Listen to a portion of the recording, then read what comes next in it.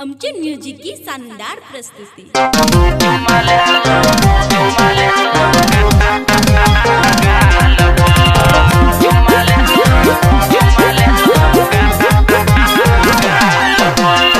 Presented by Radhe Music Recording Studio, Surat.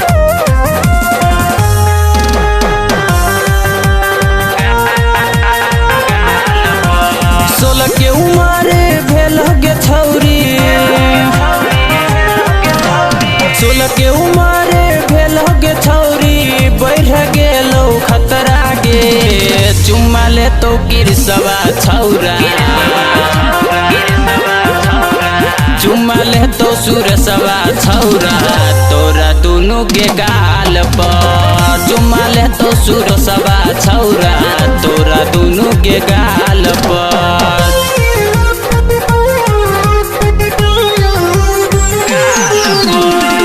Music by R.V.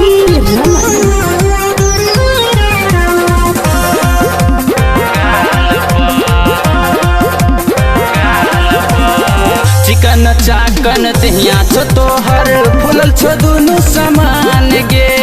केकर दवाई तू खाते जे रहनी, हो गेली अब सियान गे, चिकन चाकन दहिया छो तोहर, फूलल छो दुनु समान गे, केकर दवाई खाते तू रहनी, हो गेली अब सियान गे, चंदन मानिस मनोज छौरी, रंजीत मानिस मनोज छौरी, बच के तू रही है गे, चुम्मा ले तो मुकेशवा छौरा, चुम्मा ले तो जे कोसला छौरा, तोरा दोनों के गाल पर, चुम्मा ले तो पुनपुनमा छौरा, तोरा दोनों के गाल पर।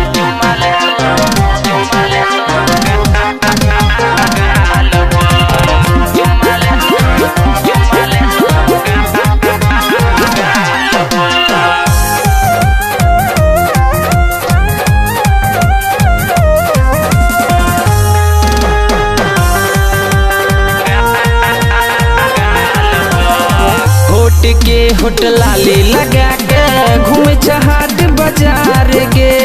रटर दीपक देहाती से छौरी, करी है मुलाकात गे, होट के होट लाली लगा के घूमे हाट बाजार गे, रटर दीपक देहाती से छौरी, करी है मुलाकात गे, सरवन बिंदा से के कोरा में आके, सरवन बिंदा से के कोरा में आके, कर लेने नचार गे, चुम्मा ले तो जे रजना छौरा, चुम्मा ले तो सरबिनमा छौरा, तोरा दोनों के गाल पर, चुम्मा ले तो शंकरवा छौरा, तोरा दोनों के गाल पर। 16 के उम्र भेल गे छौरी, 16 के उम्र भेल गे छौरी, बढ़ गेलो खतरा गे, चुम्मा ले तो गिरसवा छौरा, चुम्मा ले तो सुरसवा छौरा, तोरा दोनों के गाल पर, चुम्मा ले तो सुरसवा छौरा, तोरा दोनों के गाल पर, चुम्मा ले तो सुरसवा छौरा, तोरा दोनों के गाल पर, दे दही न गे।